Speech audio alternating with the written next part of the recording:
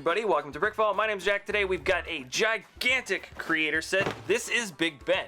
On the front of the box it shows recommended for ages 16 and up. It is set number 10253 and it has a whopping 4,163 pieces. This giant structure comes with a ton of small parts. With a little bit of functionality, you can make the hands of the clock spin around, and I believe there's an actual bell, Big Ben, under the roof. Alright, let's check out the contents of the box. Alright, there's a bunch of bags inside this box. I'm not even going to bother putting them in order. I think there's about 20 or so, but you can see that they are labeled up to the maximum number of 7. There's an unmarked bag full of plates and probably some gear pieces, and surprisingly one manual that's actually not that big considering it's a 4,000 piece set. Alright, there's a lot of stuff to do. Let's get started right now.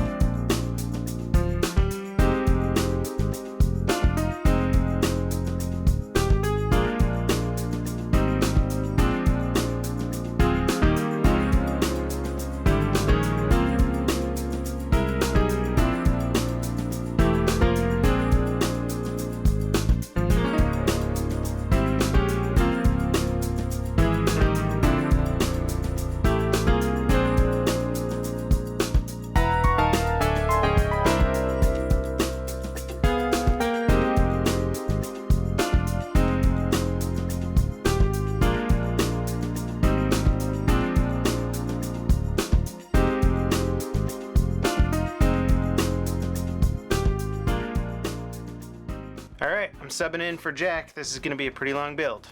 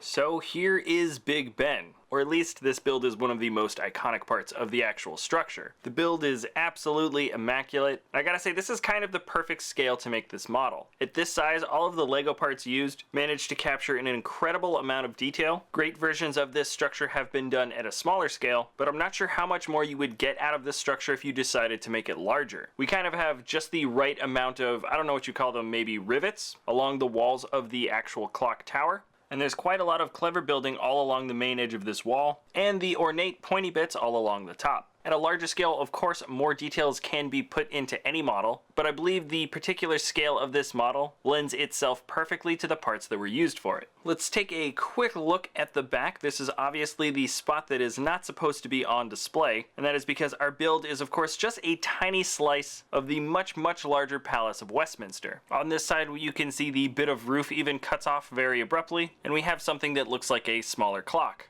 This, of course, isn't accurate to the palace, as that would be inside part of the structure normally, but instead that is a clever little disguise for a knob. When you twist it, that's what operates the spinning hands on all four sides of the big clock tower. Of course, on the inside it is a single gear system, so the big and little hand are stuck the same distance apart from each other and spin around as one unit. It's still a nice function. The main priority of this build was to make it look as nice as possible, of course, but I like that it could be added at no aesthetic sacrifice to the model itself. As you might imagine, the piece for that clock is a new printed piece, which looks very nice. And the whole top of the clock tower here really is the sort of crown jewel, I think, to the entire build, with just a ton of ornate detailing just about everywhere you look. Much of this build was very repetitive and involved just putting together a bunch of tiny little parts. But I gotta say, building this last piece was really a lot of fun. And while we're still looking at the tower, there is one more aspect to it that I would like to point out, and that is that you can remove the entire roof to take a look at the actual Big Ben. Once again, this is a very nice added feature, and you can sort of pry the entire bell out.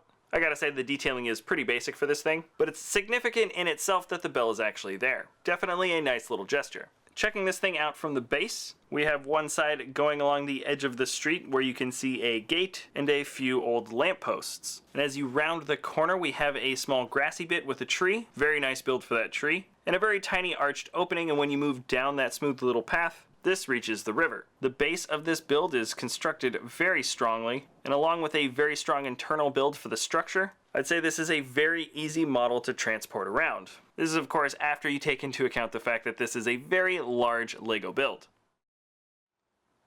Alright, that is it for this episode. Thanks a lot for watching. If you want to buy the Big Ben set, I have left a link in the video description below. If you enjoy our content, feel free to subscribe or give us a thumbs up. Thanks a lot for watching, and we'll see you next time at BrickVault.